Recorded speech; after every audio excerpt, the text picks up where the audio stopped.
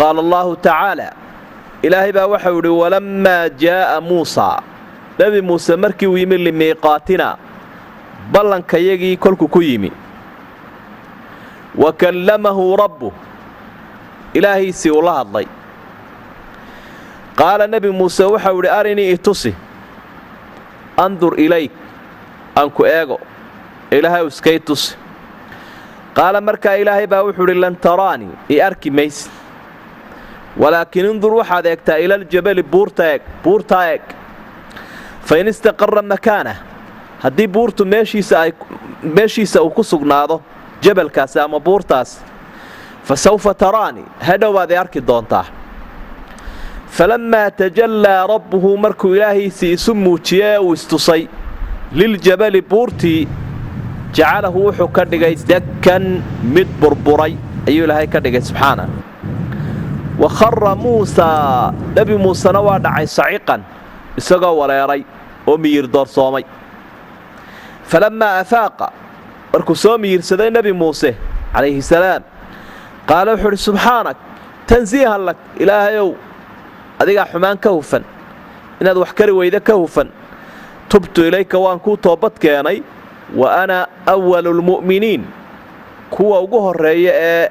rumaysan baanahay wax kastoo in la rumeeyo u baahan nebi muuse ilaahay buu yimi calayhi salaam nebi muuse calayhi salaam ilaahay buu yimi subxaana wa tacaala waa hor yimi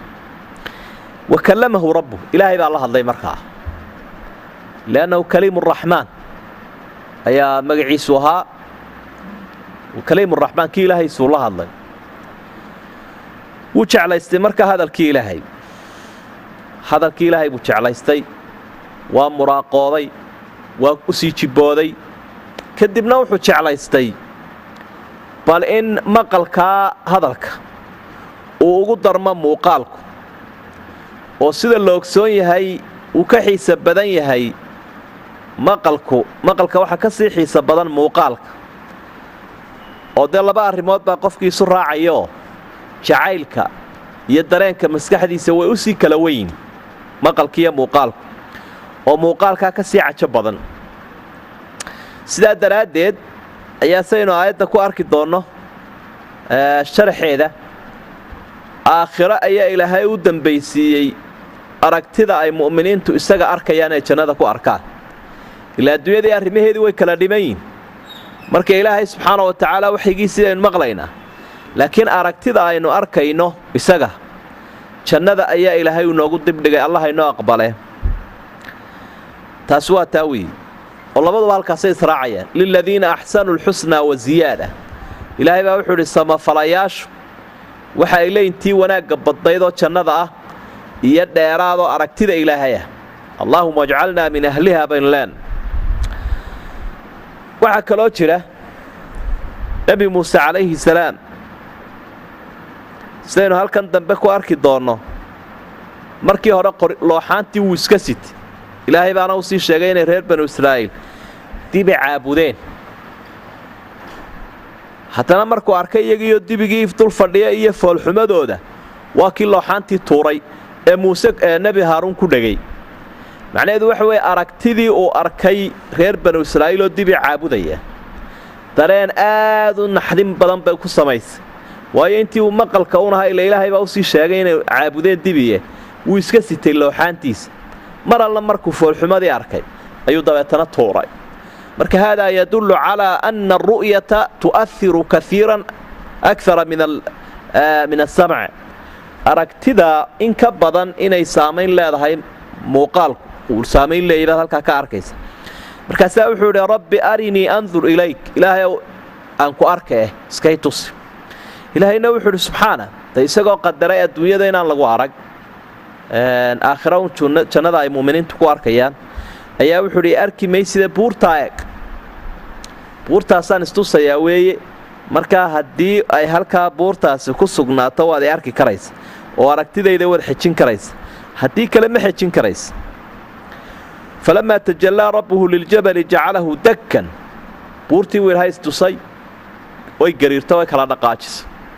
muusena waaba xejin waayeba waa suuxayba khalaas waa suuxayba kolkuu soo miirsaday buu dabeetana soo noqdo wuxuu idhi ilaahay waan kuu toobad keenay codsigaygii mar haddaanad kolkii hore ii fasixin dee waxaan la ii fasixin baan galay ka soo noqday ilaahay ku aragtidaada rumaysan jannadaana ifka inaan lagu arkayn baan rumaystahay wax kasta oo aad amartay in la rumeeyaa baan rumaystahay isdhiibiddaa dhammayska tiran buu sameeyey nebi muuse calayhi salaam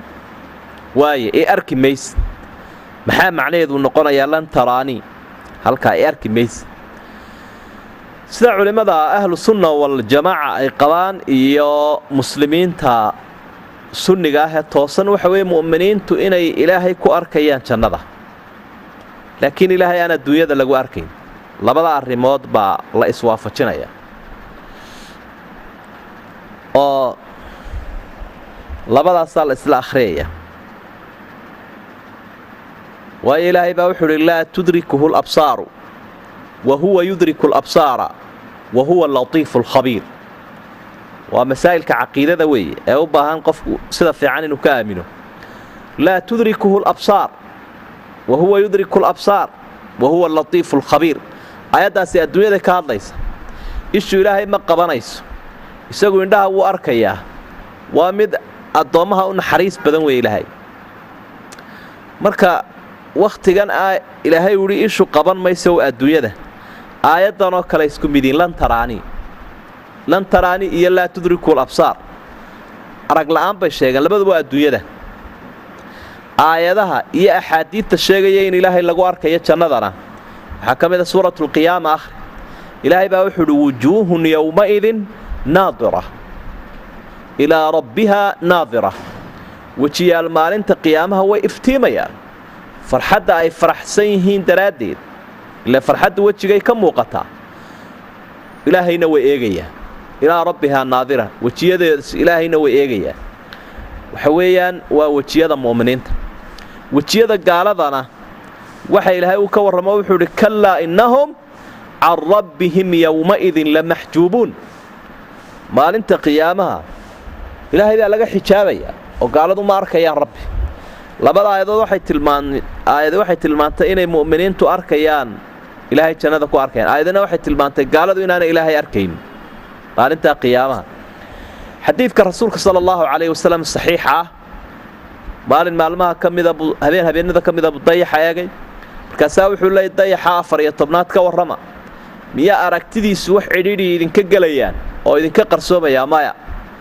ilaahay bay idin sidaa u arki doontaan dayaxa u arkaysaan oo kale laa tudaamuuna fii ru'yati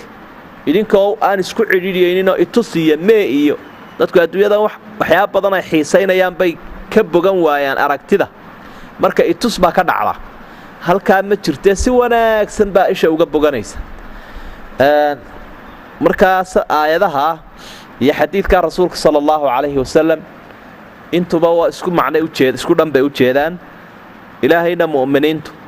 waxa ay ku arkayaan jannada ayay ku arki doonaan ilaahay ehelkeeda haynaga yeedhaan saas aayaddaas ishkaalkii nooca ahaa ee qofka ku soo aroori lahaa haddii la isweydiiya marka arrin kale oo la yidhaahdo rasuulka sala allahu calayhi wasalam miyaanu arag nebi maxamed habeenkii la dheelmiyey miyaanu ilaahay arag suuratu najmi sida ilaahay qaybaha hore oo kaga warramayo culimadu waxay u badan yihiin asxaabtu ridwaanullaahi calayhim malakuljibriil inuu arkay nebigu calayhi salaatu wasalaam ayay u badan yihiin asxaabtu ridwaanullaahi calayhim isaga laftiisa axaadiidta saxiixa muslim ku sugan markii layidhi ilaahay ma aragtay nuurun annaa araah waxa ka muuqanaya inaanu arag ayaa xadiidkaa saxiixayna u tilmaamaya